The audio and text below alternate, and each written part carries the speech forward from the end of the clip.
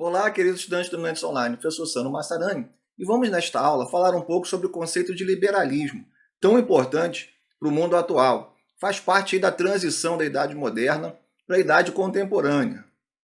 Bem, nós podemos, pessoal, dividir o liberalismo em duas seções, liberalismo econômico e liberalismo político. Vamos falar primeiramente sobre o liberalismo econômico, e aqui temos uma pintura do escocês Adam Smith, que é o principal teórico do liberalismo econômico. Ok? No final do século XVIII, mesmo ano da independência dos Estados Unidos, o Adam Smith vai lançar a sua mais famosa obra, uma investigação sobre a natureza e as causas das riquezas das nações, que geralmente a gente abrevia e fala somente as riquezas das nações, mas o nome é mais longo, ok? Qual é o principal pilar do liberalismo econômico, que vai estar aí, né, no cerne da obra do Adam Smith? É a não intervenção do Estado na economia. Esse é o pilar do liberalismo econômico até os dias de hoje. É lógico, existem aí graduais níveis de intervenção do Estado que o liberalismo econômico pode defender. Uma menor intervenção, não intervenção, mas essa a ideia central. Uma menor intervenção, aqui nesse caso a gente pode até trocar o Estado por rei, né? A menor intervenção do rei na economia ou a não intervenção do rei na economia. E aí temos uma expressão em francês, o laissez-faire, né, o deixe fazer. Isso veio de um político francês, o Marquês de Argenson, amigo do Voltaire, e depois essa frase vai se desdobrar, né, em deixe fazer, deixe passar, o mundo caminha por si só. A ideia de uma economia autorregulada, né, sem a necessidade de intervenção do Estado, ou com uma menor intervenção, né, do Estado na economia. E essa não intervenção do Estado na economia, ou menor intervenção, permitiria o livre comércio, ou seja, você vai poder fazer comércio com quem você quiser, e isso, logicamente, vai bater de frente com a ideia de pacto colonial, com domínio, né, contra os monopólios coloniais. Por exemplo, o Brasil só podia fazer comércio com Portugal. O livre comércio desmantela essa ideia. E a livre concorrência com a iniciativa privada, particular, de você poder fazer comércio com quem, do que você quiser. Você poder escolher o produto que você vai comercializar. Sabemos que também havia uma interferência do rei, do Estado, no que você poderia comercializar. Então, o livre comércio é você fazer comércio com quem você quiser, e a livre concorrência com iniciativa privada é você escolher o que você vai comercializar. Bem, uma outra ideia muito importante do Adam Smith, que é também uma das bases do liberalismo econômico, é a chamada mão invisível da economia, que é bem, pessoal, parecido com a ideia do deixe fazer, deixe passar. Porque o mercado vai se autorregular a partir do momento que a lei da oferta e da procura comece a agir livremente. Ou seja, se você tem muita oferta de um produto, mas pouca procura, tendência é o preço a baixar. Se você tem pouca oferta de um produto, mas muita procura, a tendência é o preço subir. Além disso, o Adam Smith vai defender uma ideia, de certa forma ela pode parecer polêmica, de que através do seu interesse próprio, do interesse próprio das empresas, por exemplo, e dos consumidores, a economia vai se autorregular e nós vamos ter sempre preços justos. Como assim, por exemplo? Vamos supor que estejam duas lanchonetes vendendo sanduíches a R$ 15. E uma lanchonete, por interesse próprio, que ela quer vender mais, e ela faz uns cálculos, né, diminui o preço do sanduíche para R$ 10, com isso ela quer vender mais, quer lucrar mais. Foi interesse próprio dela diminuir o preço do sanduíche, mas acaba sendo de bom interesse para o consumidor, também de interesse próprio do consumidor, que ele vai agora poder comprar um sanduíche mais barato.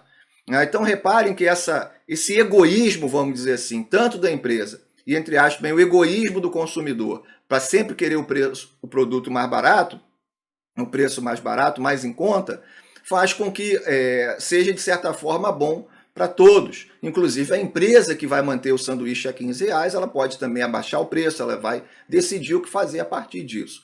Então, as ideias do Adam... muito cuidado, pessoal, que o Adam Smith aqui, esse egoísmo econômico, não é você ser egoísta na vida, não é você ser egoísta com os seus próximos ou com as outras pessoas. O egoísmo econômico aqui vai levar, de certa forma, a coisas boas na economia para todos. Além disso, muito importante, a primeira obra que o Adam Smith escreveu, a Teoria dos Sentimentos Morais, Geralmente, pessoal, a gente esquece das outras obras dos grandes teóricos. A gente não pode resumir, por exemplo, Maquiavel aos fins ficam os meios. Também a gente não pode resumir o Adam Smith a ideia, né, o egoísta vai se dar bem. Isso está completamente longe dos escritos do Adam Smith. Na teoria dos sentimentos morais, o Adam Smith vai desenvolver o conceito dele de simpatia. Ele vai dizer que os seres humanos são seres sociais, podemos e devemos fazer o bem aos outros através da simpatia, e a gente aprende os nossos sentimentos com a experiência, tem um pouco aí do empirismo, né, na obra, na verdade bastante, né, do empirismo, do conhecimento vem através da experiência nessa obra do Adam Smith. Então é bem interessante, né? A gente tem que ter um certo cuidado ao afirmar que, de certa forma, o liberalismo é egoísta, e esse egoísmo do liberalismo não vai se traduzir no egoísmo em vida, de você, né, só querer o bem para você, não querer o bem para o outro. Muito cuidado com isso. Tá? Bem, e outro ponto importante do liberalismo é que o trabalho livre é a fonte de riqueza. O liberalismo, de certa forma, vai ser contra a escravidão. Um trabalhador escravo ele não vai produzir o que pode produzir. Então, o trabalhador livre ele vai conseguir produzir, o trabalho dele vai gerar riqueza e a economia, então, vai girar de uma forma muito mais intensa.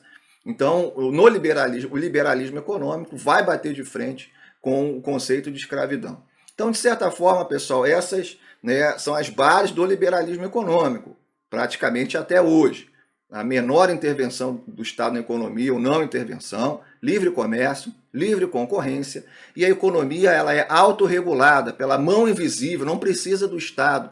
A mão invisível são as ações da oferta e da procura, e são as ações dos consumidores e das empresas, ok? Bem, pessoal, vamos falar um pouquinho então do liberalismo político. Aqui nós temos a capa da Constituição Francesa de 1791, a gente vai falar sobre a Declaração dos Direitos do Homem, do Cidadão, as constituições da França na Revolução Francesa, na aula de Revolução Francesa. Aqui é bom para a gente fazer essa introdução ao liberalismo político. Quais são as bases do liberalismo político? Primeiramente, igualdade perante a lei. Todos são iguais perante a lei. Isso vai desmantelar aquela pirâmide do antigo regime, clero, nobreza, terceiro estado. Por quê? Na pirâmide do antigo regime, na sociedade do antigo regime, o que valia era o nascimento. Agora não, todos são iguais perante a lei. Isso é a base do liberalismo político. Outra pilar do liberalismo, são três pilares, né, o liberalismo político: igualdade perante a lei, direito à propriedade privada. Você pode ter uma propriedade e o rei não vai poder tomar essa propriedade. Essa propriedade ela é sua. Okay? O John Locke ele vai defender muito essa ideia. Para ele é a base do liberalismo político, é o direito à propriedade privada. Ok? E temos a liberdade de expressão, a liberdade de imprensa e liberdade religiosa. Praticamente esses são os pilares do liberalismo político, que as revoluções burguesas elas vão ter aí como essência. Ok? Bem, como consequência, temos um governo constitucional, ou seja, um governo com leis. Não pode ficar agora baseado somente na vontade do rei ou na vontade de alguns poucos políticos, ok? Ou poucos nobres. Governo dividido em três poderes, equilibrado a partir das ideias do Montesquieu: executivo, aquele que executa a lei; legislativo, faz a lei; judiciário, julga brecha na lei, ok? E o sufrágio universal, que é a questão do voto. É importante também para poder manter um governo liberal, democrático. Lembrando aqui que o voto universal era considerado somente o voto masculino. As mulheres não eram tidas como cidadãs e só vão realmente começar a votar, né, para o século XX. Né? A maior parte do voto feminino vem mesmo no século XX. No Brasil, que foi um dos primeiros países até a adotar o voto feminino, em 1934.